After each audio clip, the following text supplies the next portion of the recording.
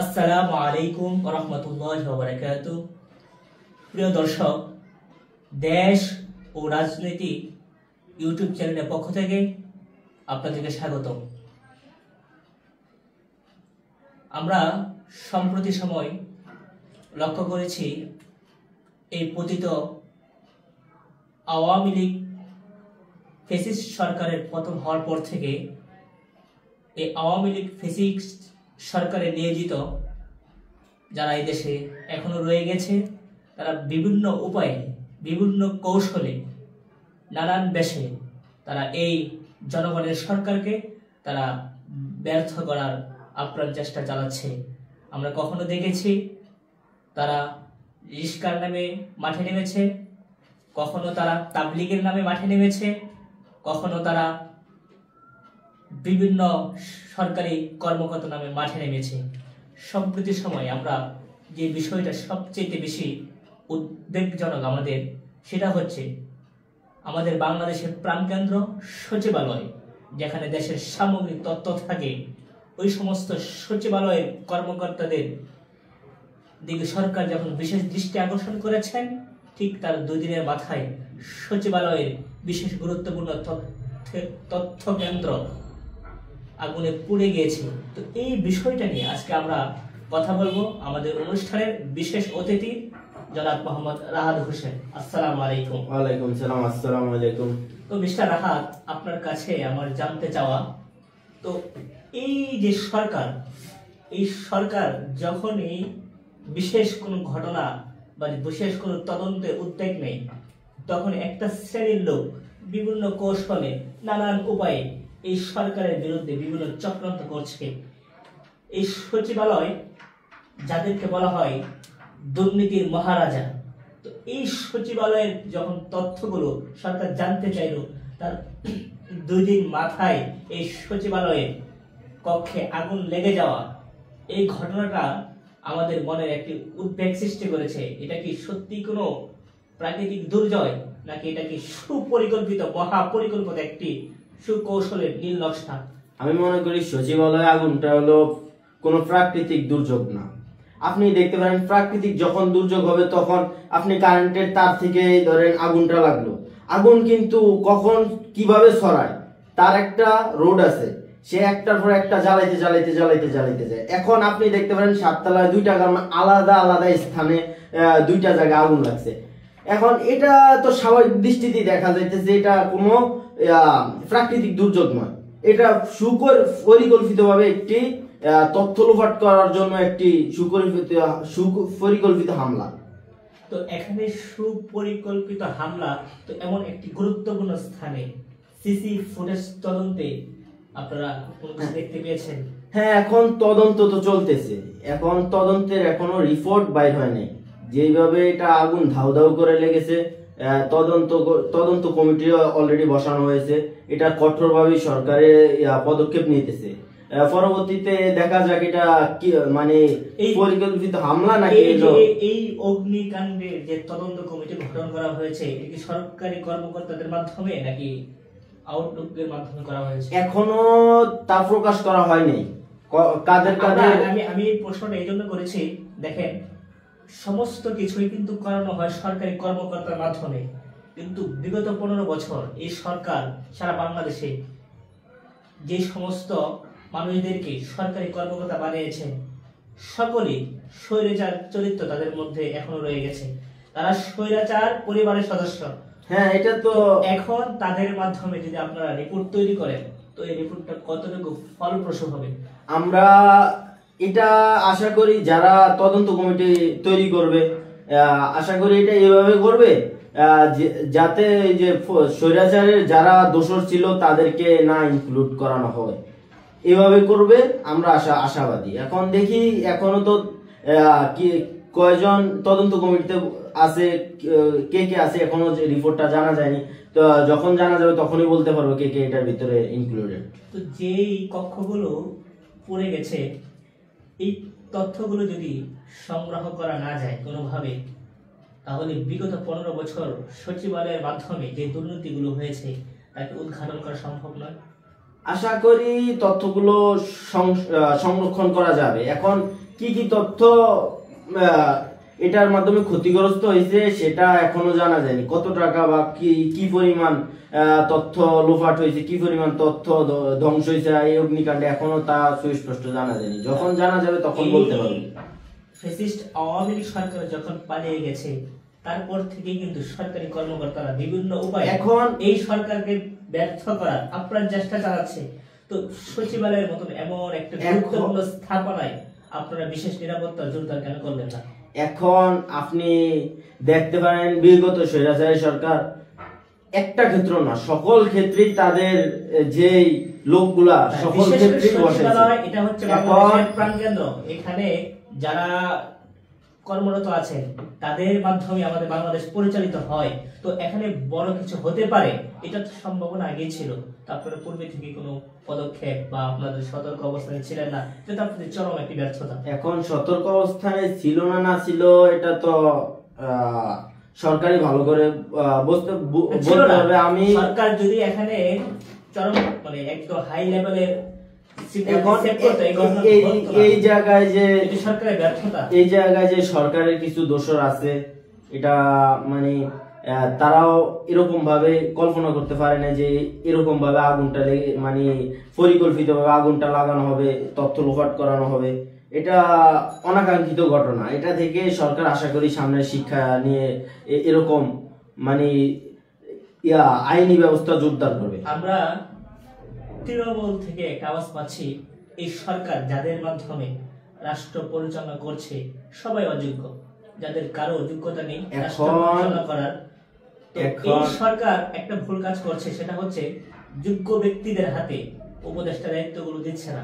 তো আপনাদের এই বিষয়গুলো নিয়ে কোনো প্রতিবাদ নাই? যাদেরকে বসানো হয়েছে তাদের অধিকাংশই রাষ্ট্র পরিচালনার ন্যূনতম যোগ্যতা রাখে। এখন এটা ধরেন আমরা তো যারা অযোগ্য তাদের বিরুদ্ধে অলওয়েজ থাকি, সক্রিয় থাকি না। আপনাদের মাঠে কর্মসূচি আমরা এখন না, কর্মসূচি আপনারা আওয়ামী লীগ সরকারের বিরুদ্ধে যেভাবে রাজপথে থেকে সংগ্রাম এখন ঐক্যবদ্ধ আন্দোলন করেছেন, এই সরকারের বিরুদ্ধে আপনাদের অবস্থান, বিশেষ করে তারা একটা ব্যর্থ সরকার পরিণত হচ্ছে দেশে। না, আমি তো মনে করি এই সরকার এখনো ব্যর্থতায় পরিণত হচ্ছে না। কারণ এই সরকারের কিছু ফল্ট থাকতে পারে, এটা কিন্তু আপনার কিন্তু এটুকু মাথায় রাখতে হবে, এই সরকার সাধারণ মানুষের সরকার। এখন আপনি এই সরকারের ফল্ট ধরতে পারেন, এই সরকার নিয়ে সমালোচনা করতে পারেন। এই সরকার কি ভোটে নির্বাচন হয়েছে? ভোটে নির্বাচন হয়নি, কিন্তু সাধারণ মানুষের যে আশা আকাঙ্ক্ষা, সকল আশা আকাঙ্ক্ষা মানে সাধারণ মানুষ যে আশা আকাঙ্ক্ষা করেছে তাদের সে প্রতিফলনের জন্য ডাক্তার ইউনূসকে বসানো হয়েছে। সাধারণ মানুষের আশা তো পূরণ হচ্ছে না। সাধারণ মানুষের আশা নির্বাচন, এখন সাধারণ মানুষের আশা নির্বাচন। এখন আপনি বলতে পারেন এটা আপনি কিভাবে বলতে পারেন সাধারণ মানুষের আশা যে নির্বাচনী সংস্কারও তো হতে পারে? আপনি কি এটা জরিপ করেছেন? সংস্কার কে করবে? নির্বাচিত সরকার নাকি আপনারা করবেন? এটা সংস্কার তো করতে হবে, আমি করতে হবে। মনে করি সংস্কার এই সরকার থাকা অবস্থায় করাটা উত্তম। কিসের জন্য আমি বলতেছি না, এটা তো আপনার কিছু দলের কথা, সাধারণ মানুষের কথা। সাধারণ মানুষের কথাই দলের মাধ্যমে আসতেছে। এখন সাধারণ মানুষ, আপনি যদি ধরেন একটা দল করেন, আপনি কিন্তু ওই যে আপনার কথাটাই আপনি বলবেন সাধারণ মানুষের কথা, এটা স্বাভাবিক ব্যাপার। এখন আপনি সাধারণ মানুষের ভিতরে যা জানতে হবে, সাধারণ মানুষ আগে কি চায়। এখন আগে তো এই দেখেন আপনি কত 1975 সালে যখন বঙ্গবন্ধুকে হত্যা করানো হয়, তখন কিছু ওই যে বঙ্গবন্ধু কিন্তু অনেক আইন তার জন্য, বঙ্গবন্ধু শেখ মুজিবুর রহমান অনেক আইন তার জন্যই নতুন ভাবে তৈরি করেছিল। সেই সময় যদি সংস্কার করা হতো, এই যে একটা ফ্যাসিস্ট সরকার তৈরি হয়েছে, এই সরকারটা তৈরি হতেই পারতো না। এখন মানুষ আমি বলতেছি মানুষ একটা দল থেকে সংস্কার করবেন। আমরা তো বিগত সময় দেখেছি প্রতি সরকার আসে তাদের মতন সংবিধান, তাদের মতো সংস্কার করে নেয়। ধরেন আপনারা সংস্কার করে দিলেন, তো এখন এর ফিউচারে যে সরকার ক্ষমতায় আসবে তারাও তো তাদের মতো সংস্কার এখন করেনি। এই এরকম সংস্কারের এরকম একটা কতটুকু মূল্যায়ন রোড পেয়েছে? ম্যাপ তৈরি করে দিতে হবে যাতে পরবর্তী সরকার আইসা এটাকে পরিবর্তন না করতে পারে। বিগত আমরা শুনেছি এখন এখন বিগত সরকার এখন আমাদের না না এখন বিগত সরকারের হিসাব করলে তো হবে না, কারণ বিগত সরকার ছিল ভোট চুরি সরকার, ভোট চুরি সরকার, ভোট ডাকাতি সরকার। এই সরকার তো জনগণের কথা চিন্তাই করতো না। আপনি সেই সরকারের যে আইনগুলা, সেই আইনগুলোর কথা বলে তো আর এই সরকারকে মিলাতে পারবেন না, বা পরবর্তী সরকার যেই আসুক সেই এই সাহসটা করতে পারবে না সাধারণ মানুষের বিপক্ষে যে। এই দেশে যারা রাজনীতি করে তারা জনগণের জন্য রাজনীতি করে না। এখন জনগণের জন্য কিন্তু সবাই রাজনীতি করে না, সবাই নিজের জন্যই রাজনীতি করে। আপনি বিগত সরকারের আমলে দেখতেই পারতেছিলেন তারা নিজের যারা বর্তমানে রাজনীতি লিডারশিপে আছে তারা নিজের জন্য করছে। এখন বর্তমানে রাজনীতিক তো দল অনেকগুলা, কিন্তু তার ভিতর বড় দল বিএনপি। এখন এটা দেখার বিষয়। বিএনপি আমরা তো রাজনৈতিক দল, এর পারিবারিক সূত্রে নাকি জনগণের ভালোবাসে। এখন আপনি তো এই যে 1971 সালের যুদ্ধের পর 1975 সালের পর হইতে দুইটা দলে ছিল, একটা বিএনপি একটা আওয়ামী লীগ। এই দুইটাই দল আমি বলতে কি পারিবারিক তান্ত্রিক। এখন এটা শেখ হাসিনার আমলে দেখছি এটা পারিবারিক তান্ত্রিক হয়ে গেছে। এখন এই পারিবারিক তান্ত্রিক থেকে আমরা বিএনপির ক্ষেত্রে সেম দেখি, তার বাবা ছিল, তার মা ছিল, সে না এটা ধরেন এই যে সরকার গঠন আর সরকারের প্রত্যেকটা ক্ষেত্রে তার লোক বসানো, এটা কিন্তু দুই রকম বিষয়।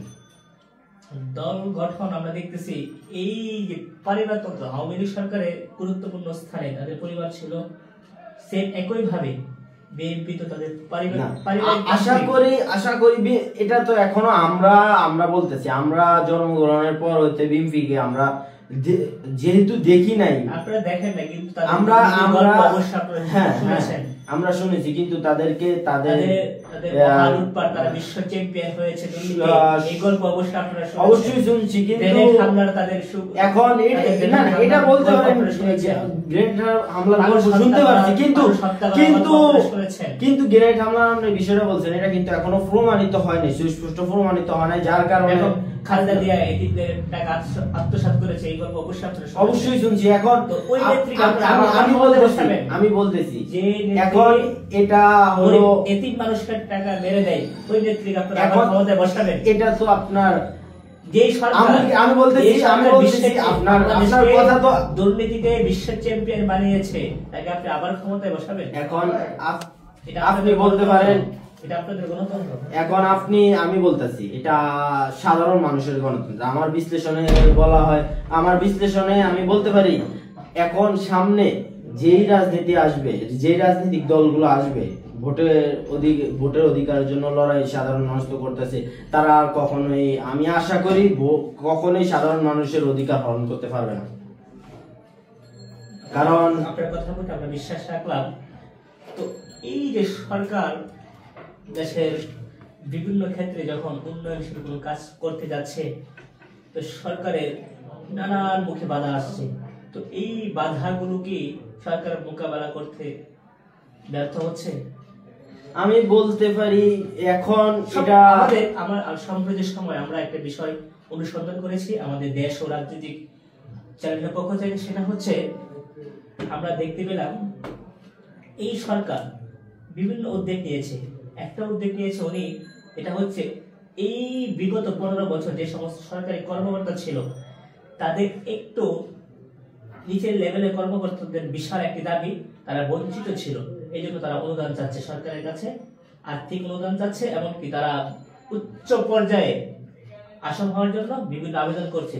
তো যেই লোকগুলো বিগত নির্বাচনগুলোতে সরকারের সহযোগিতা করেছে, সরকারকে সাপোর্ট দিয়েছে, এই ভুটচোর সরকারের বিরুদ্ধে কোনো কথা বলে নাই, তার পক্ষে ছিল, ওই লোকগুলি আবার এই সরকারের কাছে একই দাবি করছে, তারা বঞ্চিত। এখন আমি তো মনে করি এই বিষয়টা সরকার তাদের এই অধিকারগুলা মাইনা নেওয়া সবচেয়ে বড় ভুল হবে। তো কারণ যারা আমি 15 বছর সরকারকে সাপোর্ট দিয়েছে, আমি মনে করি তাদেরই এখন দাবি তারা হ্যাঁ, বঞ্চিত ছিল। এখন আপনি না, সরকার কিভাবে তো মেনে বলতে নিছে। পারেন? না সরকার তো মেনে নিছে। সরকার মেনে নিছে, এটা সবচেয়ে, আমি বলছি না সরকারের সবচেয়ে বড় ভুল সিদ্ধান্ত ছিল। কারণ এটা আপনি মানে সরকার, এই যে বিগত সরকার যদি তাদেরকেই বসায় যারা সুযোগ সুবিধা পায় সাধারণ মানুষের অধিকার হরণ করে লাগে, এখন আপনি তাদের সরকার তাদের তো তাদের জন্য 4 কোটি টাকা বাজেট করেছে। না, এটা আমি এটাকে বলবো সরকারের সবচেয়ে বড় ভুল সিদ্ধান্ত। কারণ ওরা এরকম অধিকার পাওয়ার এখন যোগ্যই না। কারণ আপনি বিগত স্বৈরাচারী সরকারকে আপনি সাহায্য করবেন আমার এই সরকারের কাছে অধিকার চান, এটা তো হতেই পারে না। এখন এই আওয়ামী লীগ ফ্যাসিস্ট সরকারের বিরুদ্ধে বাংলাদেশের জনগণের পক্ষে যারা দাঁড়িয়েছিলেন, বীর স্যালুট তাদের প্রতি আমাদের সালাম আন্তরিক। বাংলাদেশ সেনাবাহিনী, আমরা এই সেনাবাহিনীকে তো সরকার বিশেষ করে অনুদান যদি দিত, দেশ জাতি সকলে খুশি হইতো। অথচ আমরা দেখতে পেলাম সেনাবাহিনীদেরকে সরকার বিশেষ করে পুরস্কার কিংবা তাদেরকে কোনো সম্মাননা দেননি। অথচ প্রশাসনে যে সমস্ত লোকেরা এই অবৈধ সরকারকে বিগত 15 বছর নিজের সর্বোচ্চ চেষ্টা দিয়ে সহযোগিতা করেছে, সরকার তাদেরকে সহযোগিতা করছে। তো এখন সরকার কি নিজের পায়ে নিজে কুড়াল দিচ্ছে? আমি মনে করি এই জায়গায় সরকারের একটা ফল্ট আছে। কারণ সরকারের যে সরকার কি সাপের বাচ্চা বাঁধতেছে? এটা বলতে পারেন সরকার সাপের বাচ্চা ফালতেছে। কারণ বিগত স্বৈরাচারী সরকারের যারাই দোষর ছিল, এখন তারাই কিছু কিছু ক্ষেত্র দখল করে ফেলাইতেছে। আপনি দেখতেই পাচ্ছেন, এরকম না হলে তো সংসদ ভবনে আগুন লাগতো না। আমাদের প্রধান উপদেষ্টা উনি আমাদের দেশে আছেন, হয়তো কিছুদিন থাকবেন, হয়তো ওনার কোনো প্রবলেম হলে উনি বাইরে চলে যাবে, ওনার বাইরে ভালো অবস্থান আছে, উনি হয়তো ইউরোপে আমেরিকা চলে এখন যাবেন।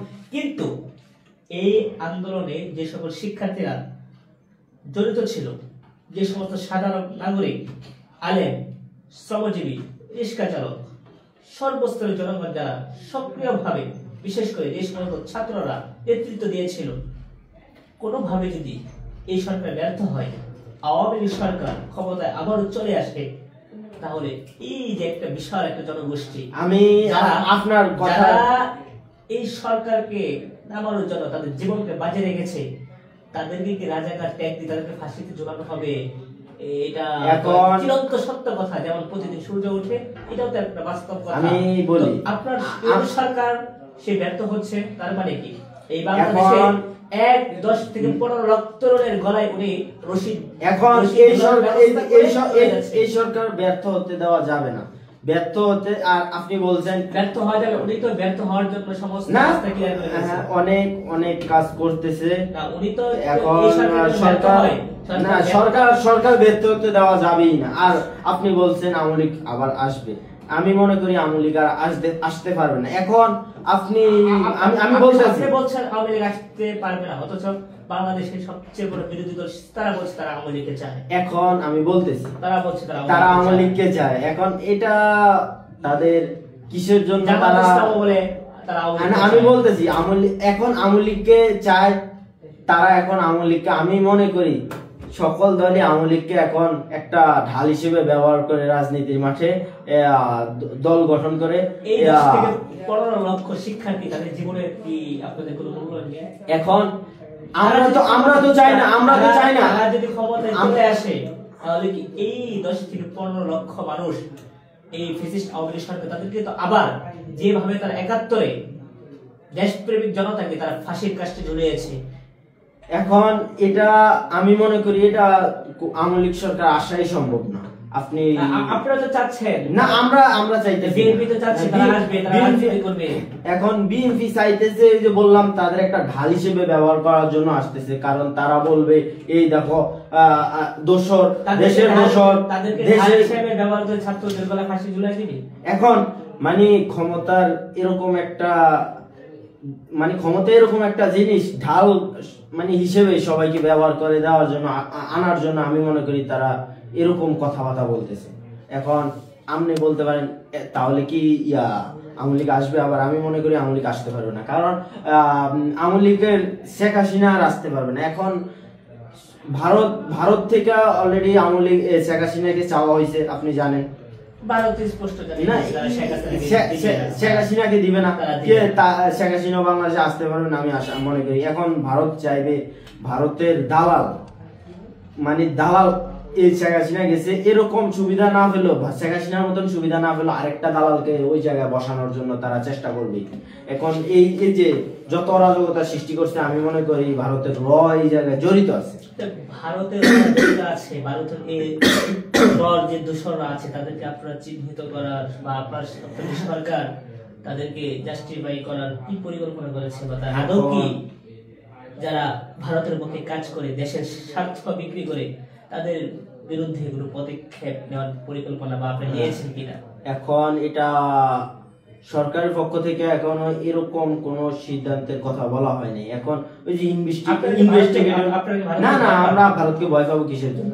ভারত এই যে ভারতে এই যে ভিসা বন্ধ করে দিয়েছে, ক্ষতিটা কার হইতেছে আপনি দেখতে পাচ্ছেন।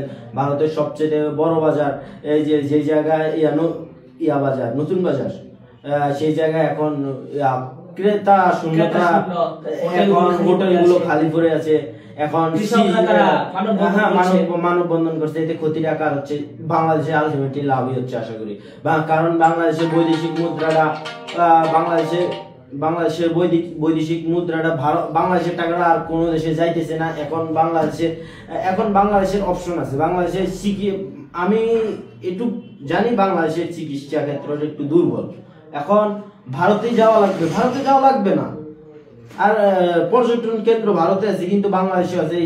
এই ক্ষেত্রে বাংলাদেশের সুবিধা হইতেছে, বাংলাদেশে এখন যারা ভারতমুখী ছিল তারা এখন বাংলাদেশে পর্যটন এরিয়া গুলো ঘুরবে, এখন বাংলাদেশে ব্যয় হবে। এখন চিকিৎসা ক্ষেত্রে আমি বলতেছি, চিকিৎসা ক্ষেত্রে আপনার বাইরের দেশে আছে, তাদের কাছ থেকে এখন ভারতে না গেলে অন্য দেশ টাকায় আছে, অন্য দেশ আমাদের সুব্যবস্থা দেওয়ার জন্য প্রস্তুত। অথচ সরকার চাইলে আমাদের দেশে উন্নত চিকিৎসা এটা উন্নত, আমি এটা আপনার সাথে একদিন সরকার চাইলে কিছু পরিবর্তন করতে পারবে, সব পরিবর্তন করতে পারবে না, কিন্তু বিশেষ করে পাকিস্তান এবং চীন তারা খুবই আগ্রহের সাথে জানাচ্ছে তারা সার্বিকভাবে বাংলাদেশকে সাপোর্ট দিবে, আর্থিকভাবে চিকিৎসার ক্ষেত্রে সার্বিকভাবে তারা বাংলাদেশকে সহযোগিতা করার জন্য বদ্ধপরিকল্পক। হ্যাঁ, এখন আমরা ভারতে না যে ওই যে সব রাষ্ট্রগুলোতে যেতে পারি। এখন পর্যটনের ক্ষেত্র এখন আপনি দেখতে পাচ্ছেন পাকিস্তানের ভিসা ছাড়াই পাসপোর্ট দিয়ে যাওয়া আসার একটা সুব্যবস্থা আছে। ভিসা এখন প্রয়োজন পাকিস্তান থেকে পণ্য আমাদের দেশে এখন পৌঁছাইতেছে। এইটাকে ভারত আবার অপপ্রচার করতেছে, কিভাবে আন্তর্জাতিক মহলে দেখাইতেছে আমরা পাকিস্তান থেকে বোমা আনতেছি। আমরা মনে করি আমরা পাকিস্তান থেকে বোমা আনি, আমরা কম দামে ওই জায়গায় পাইলে বোমা আনবো না। আমরা না, বোমা একটা এই যে আমি মনে করি যে একটা সামরিক শক্তি তো আমাদের বাংলাদেশের সামরিক শক্তি আরো শক্ত করার জন্য বোমাকে আমরা কম ফোনে আমি বলতেছি আমরা মনে করি, আমি বলতেছি বর্ডারে আপনি কাদের সাথে যুদ্ধ করবেন না। আপনার বর্ডারে অলরেডি অনবরত আপনারা দেখতে পাচ্ছেন মানুষ সাধারণ বাংলাদেশিদের গুলি করে বিজিবি হত্যা করতেছে। এখন আপনি ওদের সাথে না, আমরা ওদের সাথে যুদ্ধ করব না, আমরা আমাদের অভ্যন্তরীণ শক্তিটাকে আরো বৃদ্ধি করব, যাতে কোনো দেশ টাকাতে না পারে, নিরাপদে না থাকে। আমি যদি ওদের কাছে কম পাই, আমি জানি ওদের কাছে চীনা প্রযুক্তিতে তৈরি অনেক অত্যাধুনিক অস্ত্র আছে, আমি যদি ওদের কাছ থেকে কম খরচে আনতে পারি, আমি বাংলাদেশে আনবো না কেন? এটা ভারতের অপপ্রচার করলো কি না করলো কি, আমরা কম দামে যেদিকে পাবো সেদিকে আমরা ইয়া করবো। এখন আমরা সম্প্রীতির ইয়া নাই, আমরা সমান অধিকারে চাই। আপনি গুরুত্ব একটা আলোচনা আমাদের অনুষ্ঠানে তুলে ধরেছেন, সেটা হচ্ছে আমরা দেখতে পেয়েছি আরকারে আমেরিকার সহযোগিতায় মায়ানমার থেকে তারা একটি আলাদা রাষ্ট্র বের করতে চাচ্ছে, খ্রিস্টান একটি রাষ্ট্র, তাদের পরিকল্পনায় বাংলাদেশ আর মেঘালয় জড়িত রয়েছে। তো এই যে তাদের একটা পরিকল্পনা, সম্ভবত আরকান তাদের দখলে সম্পূর্ণভাবে তারা নিয়ন্ত্রণে রেখেছে। তো নেক্সট টার্গেট তাদের বাংলাদেশ। তো এই বাংলাদেশকে তারা দখল আমি বলতেছি বাংলাদেশকে দখল করতে পারবে না। আমরা কখন দেখতে পারি একটা দেশে অভ্যন্তরীণ বিষয় অন্য দেশ আমি বলতেছি একটা দেশের অভ্যন্তরীণ বিষয় অন্য দেশ হস্তক্ষেপ কখন করে জানেন? যখন একটা দেশে গৃহযুদ্ধ লাগে। আপনার মিয়ানমারে দেখতে পাচ্ছেন গৃহযুদ্ধ অলরেডি লাগিয়ে আছে। বাংলাদেশে এরকম কোনো পরিস্থিতি হয়নি, আর জীবনও হবেও না। বাংলাদেশের মানুষ সম্প্রীতিশীল, সবাই একসাথে থাকে। বাংলাদেশের মানুষের ভ্রাতৃত্ব বোধ আছে, এই জন্য বাংলাদেশ আমি মনে করি কখনো এরকম পর্যায়ে যাবে না। 1971 সালে বাংলাদেশ ঐক্যবদ্ধ হয়েছিল, বাংলাদেশের বিজয় শুনে আমি বলতেছি বাংলাদেশ যখন আমি বলতেছি বাংলাদেশ বিজয় লাভ করেছে, বাংলাদেশ 24-এ বাংলাদেশ ঐক্যবদ্ধ হয়েছে, বাংলাদেশের বিজয় এসেছে। আমরা কিন্তু এই যে জাতিকে পরাজয় করার মতো শক্তি আল্লাহ তাআলা পৃথিবীতে হয়তো কাউকে দেয়নি। হ্যাঁ, আমি মনে করি এটাই, কারণ একতাই বড় কথা। এই দেশের মানুষ ধর্মপ্রাণ, ইমানের শক্তি তাদের সবচেয়ে বড় শক্তি। হ্যাঁ, ঐক্যবদ্ধতাও সবচেয়ে বড় শক্তি। আপনি চাইলেই যে গৃহযুদ্ধ লাগাতে পারবেন না। এখন অপচেষ্টার তো যে ভারত অলরেডি আমি মনে করি ভারত এটা করতেছে। মানুষের ভিতরে যে সংখ্যালঘু সংখ্যা বৃহৎ এগুলো নিয়ে অলরেডি মানে একটা ঝগড়া লাগাতে চাইতেছে, যাতে এই যে আপনি দেখতে পারবেন আপনি ভারতের ইয়াকে দেখেন, মণিপুরকে দেখেন কত হত্যাযজ্ঞ চলতেছে। এই যে জাতিসংঘের শান্তি বাহিনী সেই জায়গায় বলে আমাদের বাংলাদেশের শান্তি বাহিনী প্রবেশ করানোর জন্য। তো মিয়ানমারে দেখতে পাচ্ছেন শান্তি বাহিনী সেই জায়গায় কেন এখনো প্রবেশ হয়নি।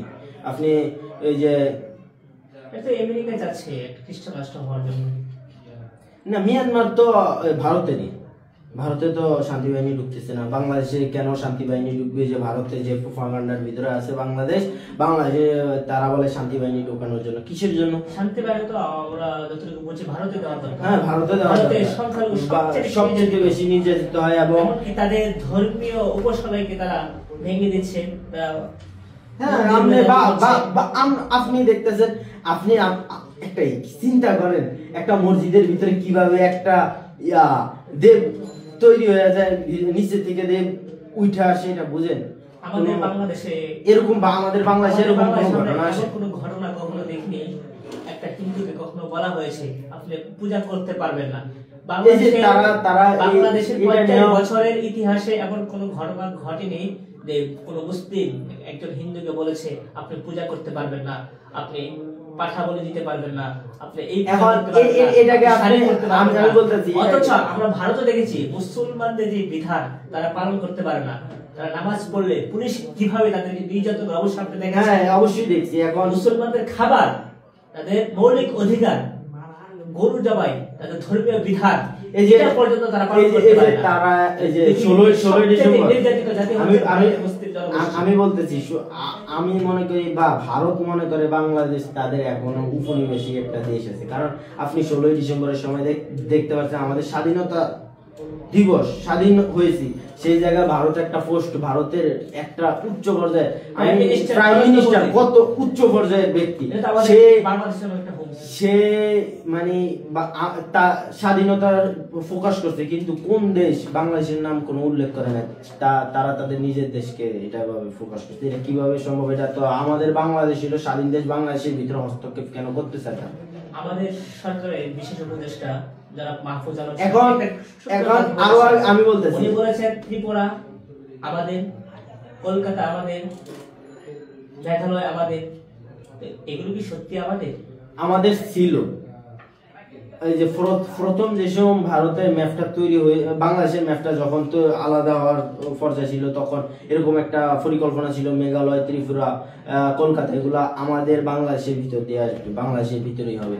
এই পরিকল্পনা পরবর্তীতে করা হয় নাই। এই যে তাড়াহুড়া করে দেশ, আপনি দেখতে পাচ্ছেন 1971 সালে পাকিস্তানিরা এই দেশকে 1900